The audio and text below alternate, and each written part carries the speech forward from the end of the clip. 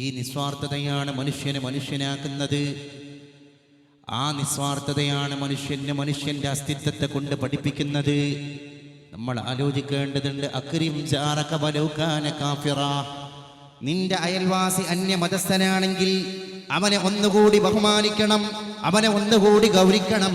അവൻ സഹോദര മതസ്ഥനാണെങ്കിൽ ആ സാഹോദര്യ മതത്തിന്റെ ദർശനങ്ങളെ നമ്മൾ നമ്മുടെ ജീവിതത്തിലൂടെ പ്രകടമാക്കണം.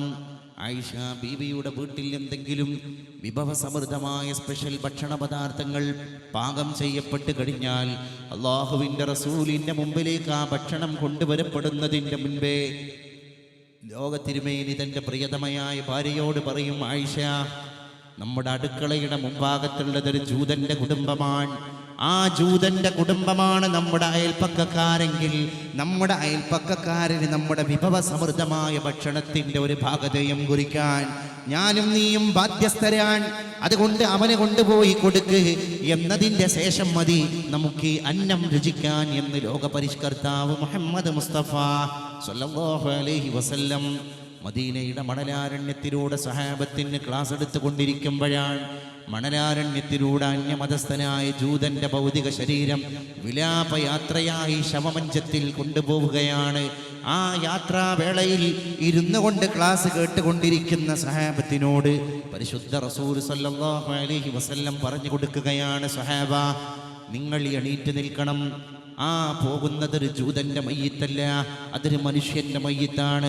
സ്വഹാബ ചോദിക്കാൻ ആഗ്രഹിച്ചു പോയി, അതൊരു ജൂതന്റെ ഭൗതിക ശരീരമല്ലയോ റസൂലേ, എന്തിനാണ് നമ്മൾ എണീറ്റ് നിൽക്കുന്നത് എന്ന് ചോദിച്ചപ്പോൾ അവരെ തിരുത്താൻ മുന്നോട്ട് വന്ന പരിശുദ്ധ മുഹമ്മദ് മുസ്തഫ സ്വല്ലല്ലാഹു അലൈഹി വസല്ലം അല്ലാഹുവിൻ്റെ റസൂൽ സ്വഹാബത്തിനോട് പറയുകയാണ്, ആ വിലാപയാത്രയായി കൊണ്ടുപോകപ്പെടുന്ന ശവമഞ്ചത്തിൽ കിടക്കുന്നത് ഒരു ജൂതനാണ് എന്നഭിപ്രായപ്പെടാൻ നിങ്ങളിൽ വർഗീയതയുടെ, വംശീയതയുടെ, മതത്തിന്റെ പരസ്പരാതിർത്തികളെ നിങ്ങൾ രണ്ടിനെയും രണ്ടായി തരം തിരിച്ചത് കൊണ്ടാണ് നിങ്ങൾക്ക് അങ്ങനെ കാണാൻ കഴിഞ്ഞത്. ഞാൻ ആ ശവമഞ്ചത്തിൽ ദർശിക്കുന്നത് ഒരു മനുഷ്യന്റെ ഭൗതിക ശരീരമാണ്.